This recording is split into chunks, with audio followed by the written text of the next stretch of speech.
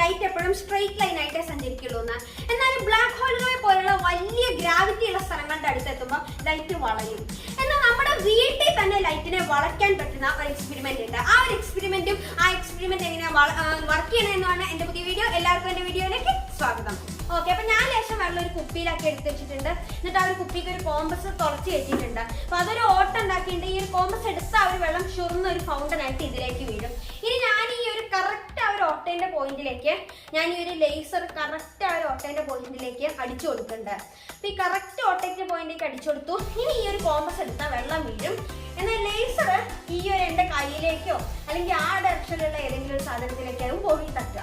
എന്നാൽ എന്താ ശരിക്കും ഉണ്ടാവുക എന്ന് നിങ്ങളൊന്ന് നോക്കിക്കോളും. ലേസർ ആ വെള്ളത്തിനോടൊപ്പം വളഞ്ഞ് താഴെ ഇവിടെ വന്ന് വീഴും. അപ്പൊ നമുക്ക് എക്സ്പെരിമെന്റ് ഒന്ന് ചെയ്തു നോക്കാം. അപ്പോൾ നമുക്ക് ഇതിൽ കാണാൻ പറ്റും ലേസർ നേരെ ആ ഒരു വെള്ളത്തിനോടൊപ്പം താഴേക്ക് വളഞ്ഞ് വെള്ളം വീഴുന്ന സ്ഥലത്തിലേക്ക് ലേസറും വളഞ്ഞു വരികയാണെന്ന്.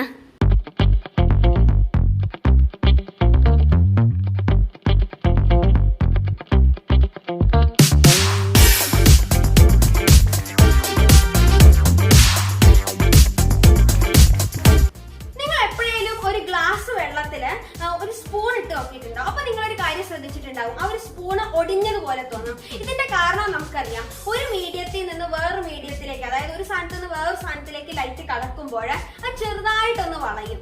ഓക്കെ, അപ്പൊ നമ്മള് ഇങ്ങനെ വെള്ളവും എയറും എടുത്തു. ഈ വെള്ളവും എയറിലൂടെയും ഇവിടെ നിന്ന് നമ്മളൊരു ലേസർ പോയിന്റ് ചെയ്യാന്ന് വിചാരിക്കാം. ആ പോയിന്റത്തെ ലൈറ്റ് അവിടെ പോയിട്ട് ഏകദേശം ഒരു എക്സ് ഡിഗ്രി തിരിഞ്ഞ് എക്സ് എന്ന പേരിലൊരു ഡിഗ്രി തിരിഞ്ഞിട്ട് എങ്ങോട്ടെങ്കിലും പോകുന്നു. അപ്പൊ ആ ഒരു പോയിന്ററിന്റെ പ്ലേസ് മാറുന്നതിനനുസരിച്ചിട്ട് ആ ഒരു പോണ ലൈറ്റ് എയറിലേക്ക് എത്തിക്കഴിഞ്ഞാൽ പോണ ഡയറക്ഷനും മാറും. അപ്പൊ ഒരു പ്രത്യേക സ്ഥലത്ത് നിന്ന് നമ്മൾ ആ ഒരു ലേസർ പോയിന്റർ അടിച്ചു നോക്കിയാല് ആ ഒരു ലൈറ്റ് കറക്റ്റ് ആ ഒരു വെള്ളത്തിന്റെ സർഫസിനോട് പാരലായിട്ട് പോകും. എന്നാൽ കുറച്ചുകൂടി ആ ഒരു ലേസർ പോയിന്റിനെ പൊന്തിച്ചാല് ആ ഒരു ലൈറ്റ് നേരെ ബൗൺസ് ഓഫ് ചെയ്തിട്ട് തിരിച്ചു വെള്ളത്തിലേക്ക് തന്നെ വീഴും. ഇപ്പൊ ലൈറ്റ് വാട്ടറിൽ നിന്ന് തന്നെ വന്നിട്ട് ഇങ്ങനെ ബൗൺസ് ചെയ്ത് തിരിച്ച് വാട്ടറിനകത്തേക്ക് തന്നെ പോകുമ്പോൾ നമ്മൾ അതിനെ ടോട്ടൽ ഇന്റേണൽ റിഫ്ലക്ഷൻ എന്ന് വിളിക്കും. അപ്പൊ ഈ ടോട്ടൽ ഇന്റേണൽ റിഫ്ലക്ഷൻ കൊണ്ടാണ് ഈ ട്രിക്ക് വർക്ക് ചെയ്യുന്നത്. അപ്പൊ അതെങ്ങനെയാണെന്ന് നോക്കാം. അപ്പൊ ഇതൊരു ലേസർ പോയിന്റർ. ഈ ലേസർ പോയിന്റിൽ നിന്ന് ലൈറ്റ് ഇങ്ങനെ ഈ ഡയറക്ഷനിൽ പോകുന്നുണ്ട്. അപ്പൊ ഇത് ആ ഒരു സ്ട്രീം ഓഫ് വാട്ടർ ഈ ഒരു ഡയറക്ഷനിൽ താഴേക്ക് വീഴുന്നുണ്ട്. അപ്പൊ ഇവിടെ നിന്ന് ലൈറ്റ് ഇങ്ങനെ പോകുന്നു.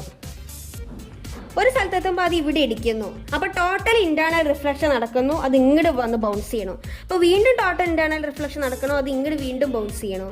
അത് വീണ്ടും താഴേക്ക് മോളിലേക്ക്, താഴേക്ക് മോളിലേക്ക്, താഴേക്ക് മോളിലേക്ക്, അങ്ങനെ ഈ സ്ട്രീമിന്റെ കൂടെ ആ ഒരു ലൈറ്റ് ഇങ്ങനെ ബൗൺസ് ചെയ്ത് താഴേക്ക് വരുന്നു. അപ്പം ഇത് കാരണം നമുക്ക് എന്ത് തോന്നും, ആ ഒരു ലൈറ്റ് ഈ ഡയറക്ഷനിൽ വളഞ്ഞതായിട്ട് തോന്നും. അപ്പം ഈ ഒരു ട്രിക്ക് കാരണമാണ് ഈ ഒരു എക്സ്പെരിമെന്റ് വർക്കാവുന്നത്. അപ്പൊ ഈ ഒരു ട്രിക്ക് വർക്കാണെങ്കിൽ നിങ്ങൾ ഇടുന്ന ആ ഒരു ഓട്ടയ്ക്ക് നല്ല വലുപ്പം ഉണ്ടാവണം. അപ്പൊ നിങ്ങൾക്ക് വീഡിയോ ഇഷ്ടമായെങ്കിൽ ലൈക്ക് ചെയ്യുക. ഇതുപോലത്തെ വീഡിയോകൾ ലഭിക്കാൻ ചാനൽ സബ്സ്ക്രൈബ് ചെയ്യുക. അടുത്ത വീഡിയോ വരെ ബൈ. പിന്നെ വേറൊരു കാര്യം, ഈ എക്സ്പെരിമെന്റിൽ ശരിക്കും ലൈറ്റ് വളയുന്നില്ല, നമുക്ക് വളയണതായിട്ട് തോന്നുന്നത് മാത്രമാണ്.